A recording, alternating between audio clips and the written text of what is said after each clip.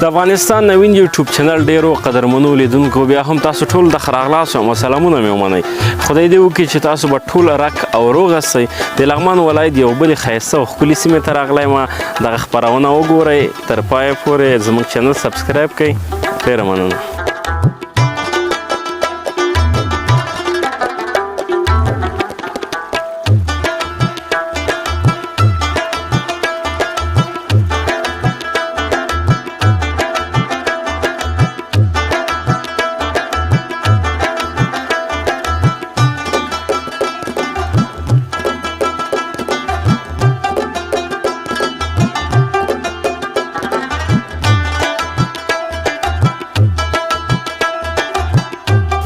ملګرو بیا هم تاسو ته خراغلاس ما ډیره زیاته مننه چې موږ سارئ مریم کلي ته راغلی یم. دا په لغمان کې ډېر ښکلی او ښه والی په دې کې دی. دې کلي دومره غټ کلی هم نه ده.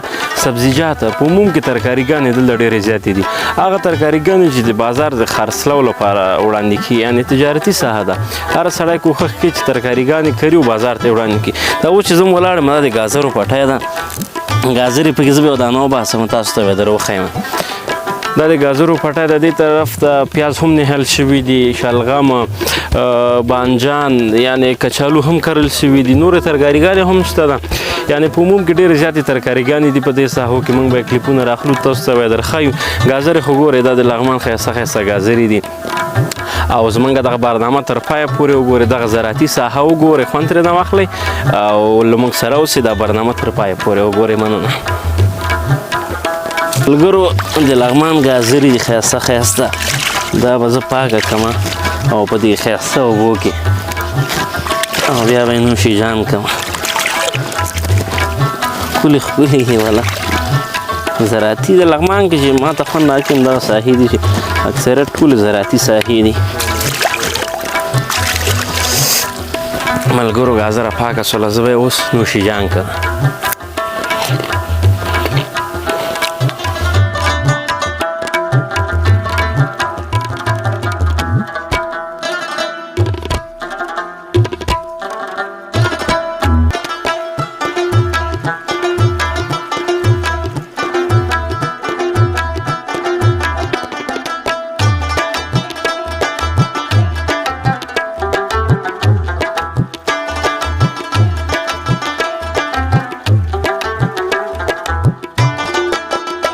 ملګرو بیا هم تاسو ټولو ته ښه راغلاست. همدلته یو ځوان دی، له ده سره به د دې سیمې په هکله باندې خبرې کوو.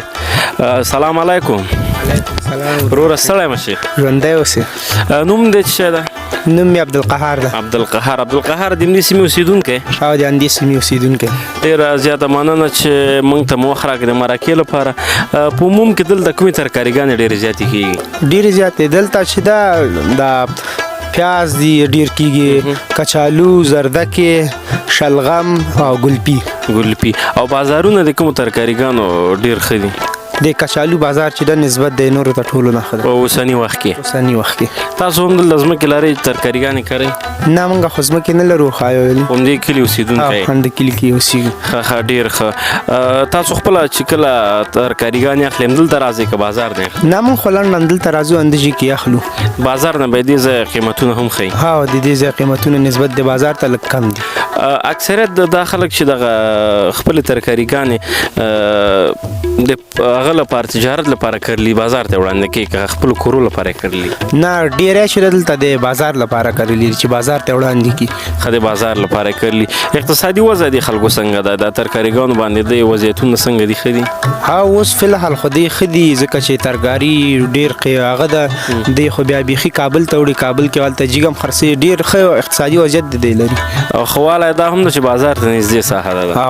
او بازار ته نږدې ساحه تاسو به لیدلي سړک ورته تېر ده، ښه نږدې ساحه ده. ډېره زیاته مننه قهر جانه چې موږ ته مو وخت راکړ. ژوندی اوسې. مننه. ملګرو له قهر ور سره مرکه وکوله د دغه ساحې په هکله باندې دې سیمې اوسېدونکی او زموږ چینل افغانستان نوین هم سبسکرایب کړئ. له موږ سره اوسئ. دا برنامه تر پایه وګورئ.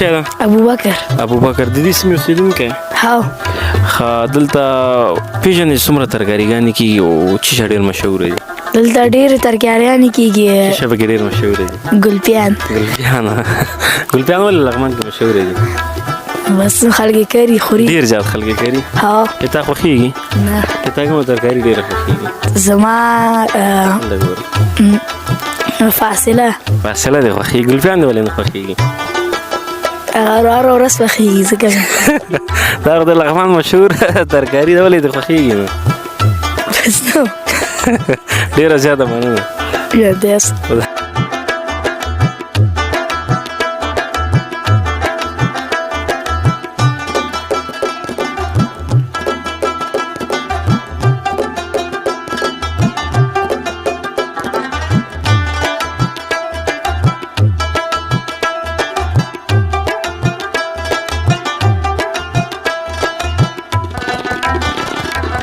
د منګه دغه په مریم کې سفر پای ته ورسېد تر بلې خپرونې پورې چې زه درمل الکوزه ستاسو حضور ته حاضرېږم په پاک رب سپارم زموږ چینل سبسکرایب کړئ زموږ ټولې خپرونې ګورئ په مینه باندې او دغه خپرونه هم وګورئ خوند ترېنه واخلئ دلته د خوسکیان وګورئ خوسکیان خو تاسو ته ملګرو خدای په امان